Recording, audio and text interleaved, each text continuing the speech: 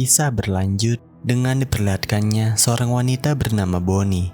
Saat itu ia mengunjungi toko temannya, Roy, untuk membeli cemilan dan sebuah pisau lipat. Dengan muka datarnya, Bonnie mengatakan bahwa ia akan membunuh seseorang, namun Roy hanya menganggapnya sebagai gurauan. Bonnie mengaku bahwa ia baru saja keluar dari penjara akibat perbuatannya yang telah membunuh orang dengan sengaja. Mendengar hal itu, Roy hanya bisa diam. Sebelum akhirnya Bonnie pun pergi dari sana. Di dalam mobil, nampak ada sebuah pistol yang menjelaskan bahwa Bonnie serius ingin membunuh seseorang, di mana orang itu adalah Elisa. Bonnie mengalami masa kecil yang sulit. Ayahnya sering meninggalkannya, sementara ibunya mendidiknya terlalu keras. Ibunya melarangnya untuk berdandan karena ia menganggap itu tanda-tanda cewek yang gak benar. Tapi Bonnie tetap melakukannya, namun sayangnya ia ketahuan dan ibunya menyuruh Bonnie untuk memakan lipstik itu. Trauma itu membuat Bonnie tumbuh menjadi orang yang haus kasih sayang dan mentalnya gak stabil. I'm gonna have to suspend you. Okay.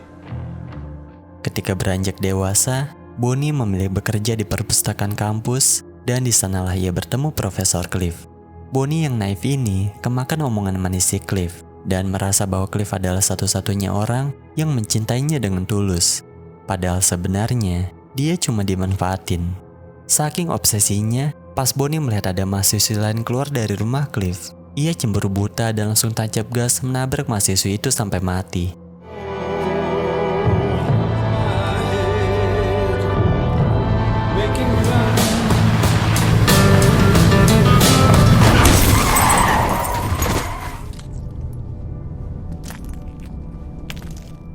Akibat hal itu, Bonnie pun masuk penjara dan di sana ia terus-menerus mengirim surat cinta kepada Cliff tanpa tahu bahwa Cliff sudah mati mengenaskan. Begitu Bonnie mendengar kabar kalau Cliff dibunuh oleh sepasang remaja kriminal, dunianya hancur, dendamnya membara karena ia merasa bahwa James dan Elisa telah merampas kebahagiaan satu-satunya yang ia punya. Bonnie pun berniat untuk membunuh James dan Elisa. Sementara itu, Elisa menjadi omongan banyak murid di sekolah setelah kejadian yang telah menimpanya. Ia menjalani hukuman pelayanan masyarakat dan hidup dengan kesendirian. Gwen akhirnya berpisah dengan Tony setelah ia mengetahui ada orang ketiga. Nampaknya ia sangat marah dengan hal itu dan memutuskan untuk pergi jauh dari sana. Mereka memutuskan untuk ke rumah Lake yang merupakan saudari tirinya Gwen. Lake nampak ramah dengan mereka, di mana ia memperbolehkan mereka untuk menginap di rumahnya semau yang mereka butuhkan. Elisa mensyukuri kehadirannya karena ia bisa merasa bebas dan tidak harus lagi mendengar ocehan ibunya. Walau begitu, Elisa harus bekerja di kafe miliknya. Di kota itu, Elisa bertemu dengan seorang pria yang bernama Todd. Hubungan mereka semakin hari semakin dekat. Mereka bersenang-senang di kota kecil itu dan untuk pertama kalinya, Elisa melakukan seks dengannya. Hingga suatu hari, Todd melamarnya dengan tulus dan Elisa menerimanya walaupun perasaannya terhadap James belum hilang.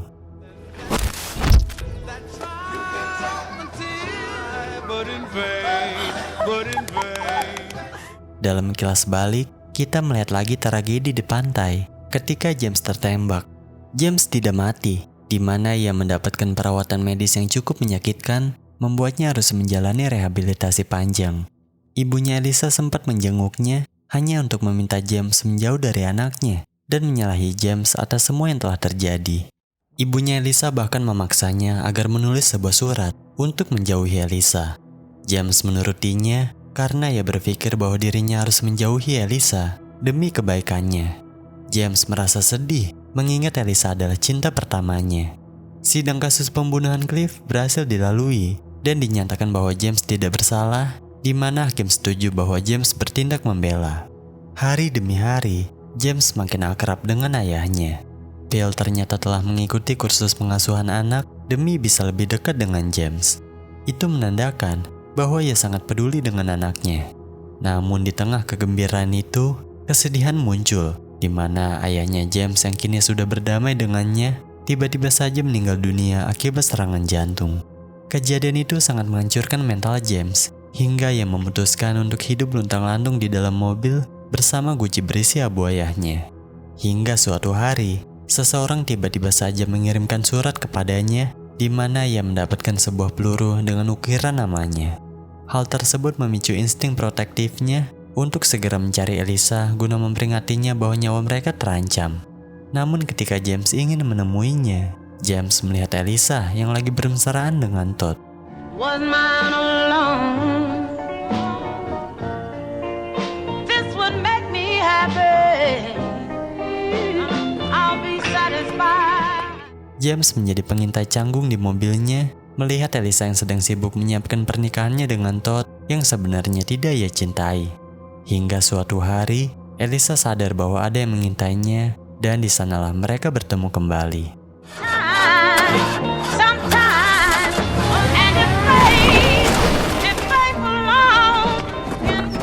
Who are you?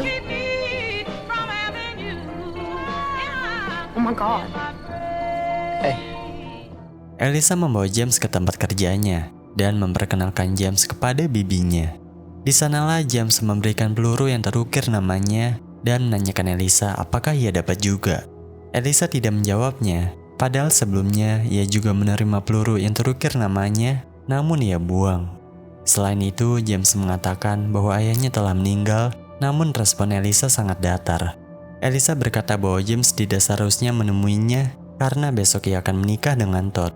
Akhirnya karena mobil miliknya rusak, Lake dengan sukarela mengantarkan James ke pondoknya dan mengizinkannya untuk menginap di sana. Setelah itu, James dan Elisa berpisah. Nampak kalau Elisa masih mencintainya, namun tidak bisa mengungkapkannya dan hanya bisa mengeluarkan air matanya. Keesokan harinya, Elisa melangkah dengan gaun pernikahannya.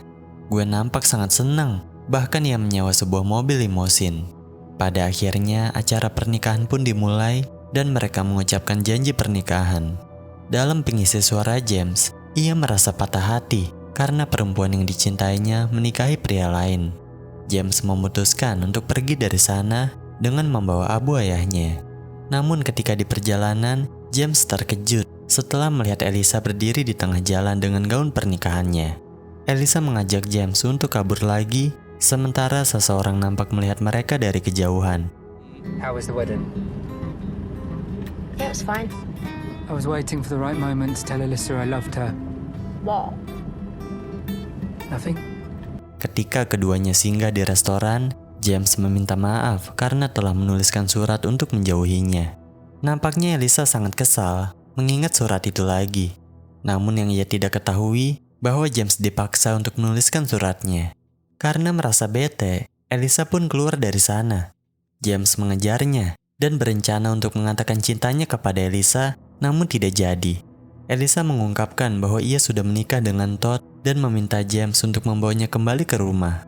Apesnya, mobil mereka malah diderek paksa oleh seseorang dan kini mereka harus mengejarnya. James nampak sangat gelisah karena abu ayahnya berada di mobil itu. Mereka pun pergi ke tempat mobil rongsok dan meminta petugas untuk mengembalikan mobilnya. Namun petugas itu menagih denda ke mereka karena parkir sembarangan. Elisa tidak terima, mengingat tidak ada tanda dilarang parkir di sana. Akhirnya, karena mereka tidak mempunyai uang, mereka berencana untuk membobol tempat itu saat malam hari. Sambil menunggu itu, mereka mengobrol. Namun Elisa merasa ngantuk dan tidur di atas jok mobil. Saat tertidur itulah, James membisikkan sesuatu ke Elisa bahwa ia mencintainya.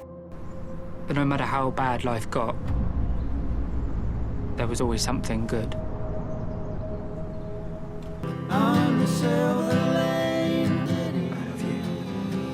What?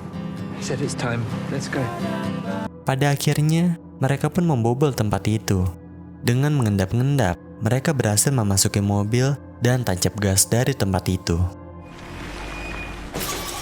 What the fuck, James? I didn't want to make too much noise.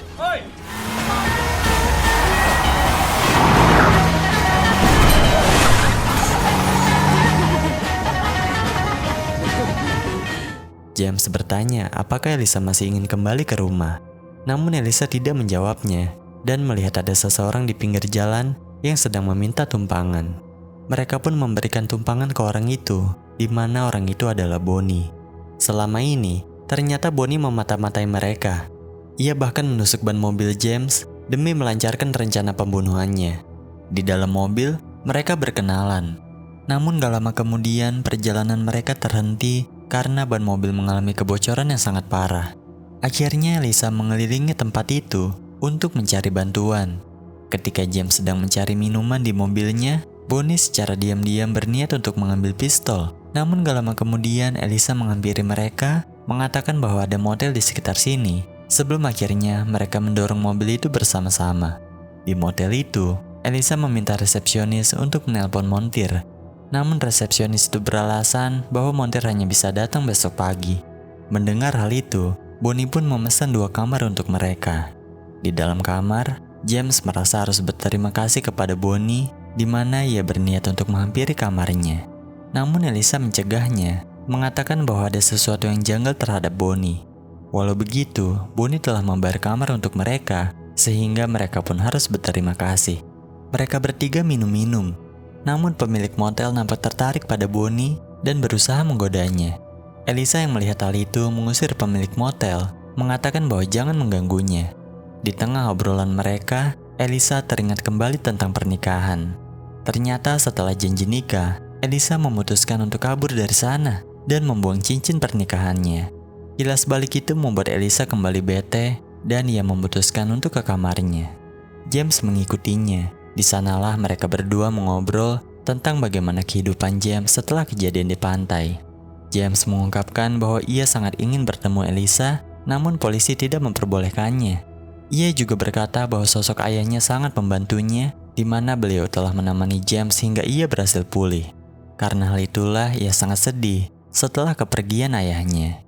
Elisa yang mendengar hal itu merasa tersentuh hatinya dan mencium James. Don't go, don't go. Don't go, I don't want you to go.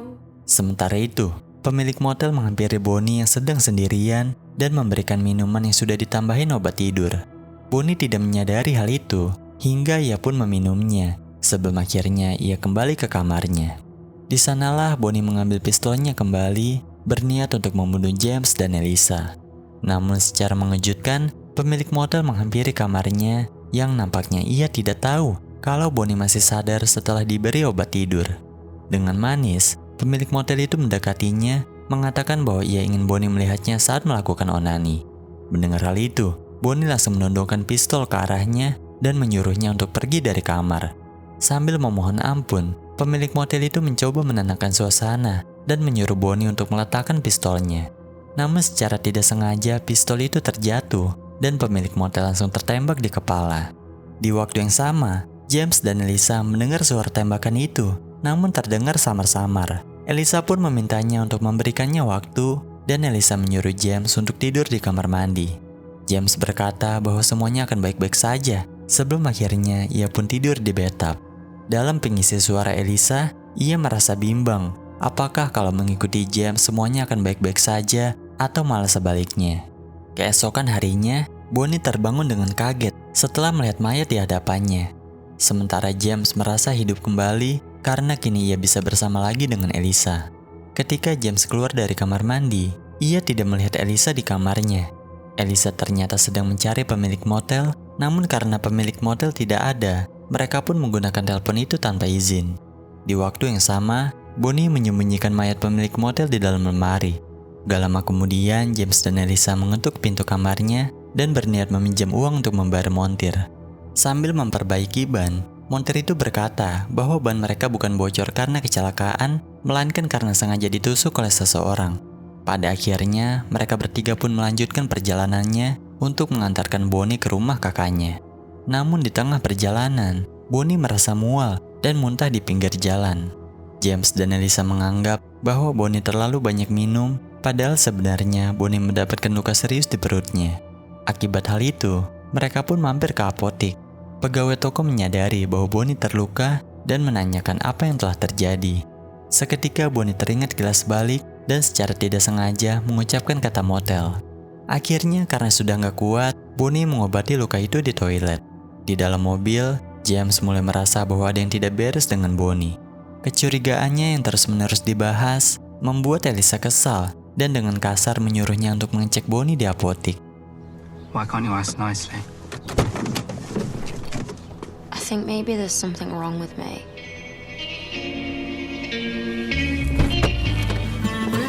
What? Bonnie's disappeared. She's actually vanished. Really? Yeah. Really? Yes. I need to eat some food. Pada akhirnya, mereka pun kembali bersama dan ketiganya singgah di restoran yang berada di dekat situ. Bonnie mengungkapkan bahwa pacarnya mati karena terbunuh. Mendengar kata terbunuh, Elisa kembali mengingat kejadian itu dan memutuskan untuk keluar. James mengikutinya dan bertanya kenapa Elisa selalu berbicara kasar kepadanya. James menanyakan perasaan Elisa dan mengapa Elisa menciumnya. Namun Elisa tidak menjawabnya dan merasa kesal setelah mengingat James mencampakkannya melalui surat.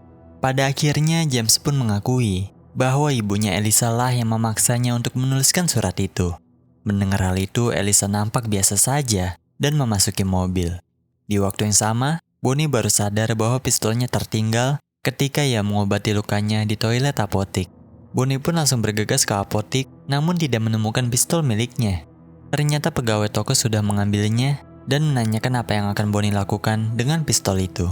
Bonnie tidak menjawab. Ia langsung menodongkan pisau ke arahnya dan memaksanya untuk memberikan pistol miliknya. Akhirnya karena takut, pegawai toko itu pun memberikan pistolnya. Don't call the police. If you do, I'll come back and I'll kill you. I won't. What happened? I was scared.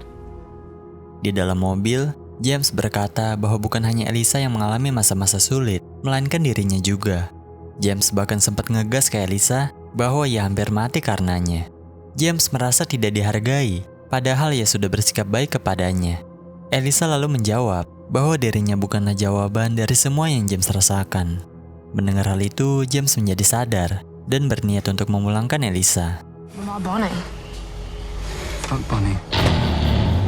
I'm not like everybody else.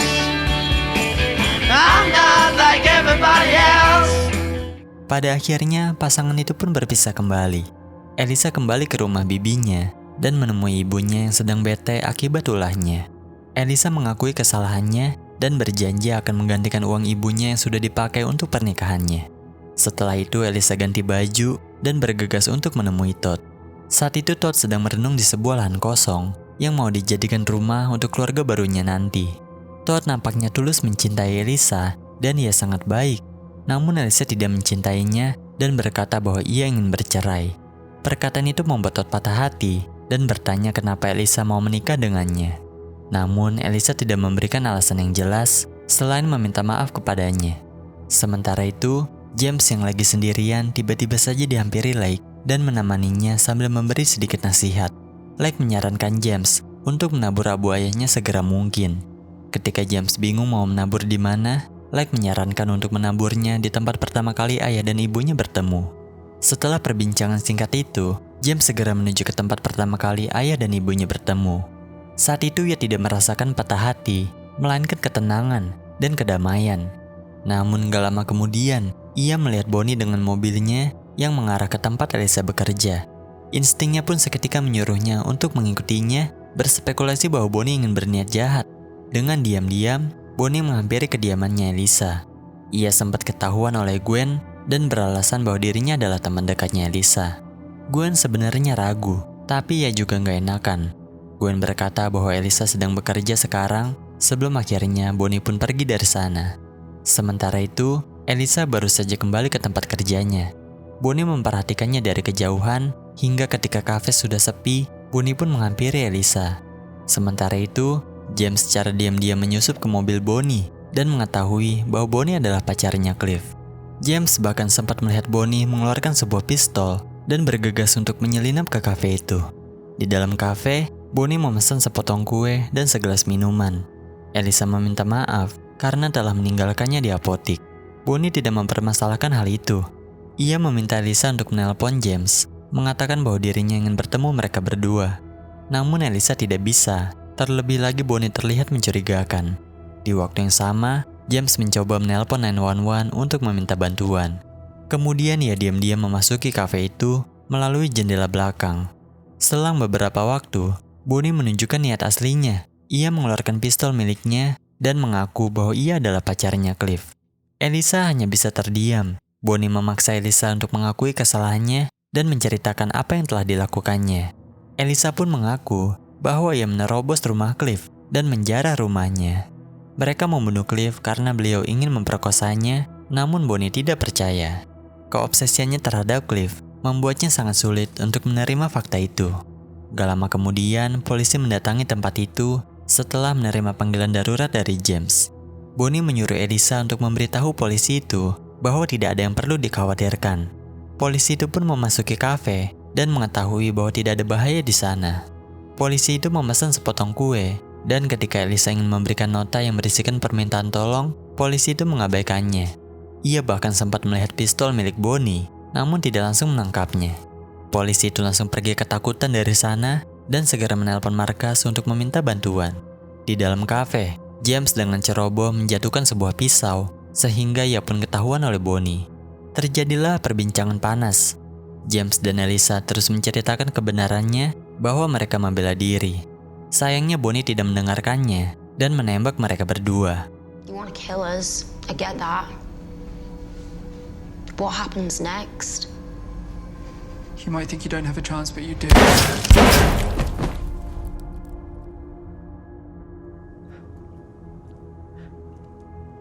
Namun, rupanya itu hanyalah imajinasinya Bonnie. Ia akhirnya sadar bahwa James dan Elisa tidak bersalah dan mencoba melakukan bunuh diri, tapi digagalkan oleh mereka berdua. Setelah semuanya mereda, polisi pun tiba di kafe itu. Setelah apa yang terjadi, Bonnie ditangkap karena pembunuhan petugas motel. James dan Elisa memberikan pernyataan saksi mereka kepada polisi yang menangani kasus itu. Namun saat James memberikan pernyataannya, Elisa meninggalkan kantor polisi dan sebuah catatan. Menyadari hal itu, James segera mencarinya. Bahkan ia sempat ke rumah Todd. Dalam perbincangan mereka, Todd nampak kesal dengannya, namun ia tidak melakukan apa-apa. James bertanya kemana Elisa pergi, namun Todd tidak tahu. James pun melanjutkan pencariannya dengan mengunjungi tempat kerjanya Elisa. Namun di sana juga tidak ada, dan seketika James teringat kemana ia harus pergi. Sementara itu, Elisa ternyata mengunjungi trauma masa lalunya, yaitu bekas kediamannya Cliff. Elisa mencoba berdamai dengan traumanya dan melawan pikiran buruknya yang telah menghantuinya selama ini. Sementara itu, James akhirnya tiba di rumah Cliff. James menemukan jaket Elisa yang tergeletak di tangga dan bergegas mencarinya. Pada akhirnya, James pun berhasil menemui Elisa yang saat itu basah kuyup karena habis berenang. James berkata bahwa dia khawatir dengan Elisa, di mana Elisa langsung memeluk James untuk menenangkannya. Setelah itu, mereka pergi ke sebuah tempat di mana ayah dan ibunya James bertemu untuk pertama kali. James pun menabur-abu ayahnya di sana yang sudah lumer seperti bubur.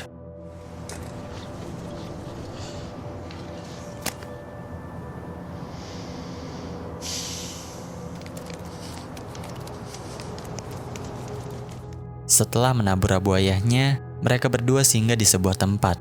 Di sana Elisa mengaku bahwa ia mendengar perkataan James waktu ia mengatakan cinta kepadanya. Elisa mengatakan bahwa ia juga mencintainya, namun ia perlu waktu untuk memulihkan traumanya.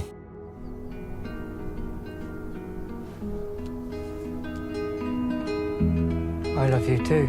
Yeah, don't go on about it.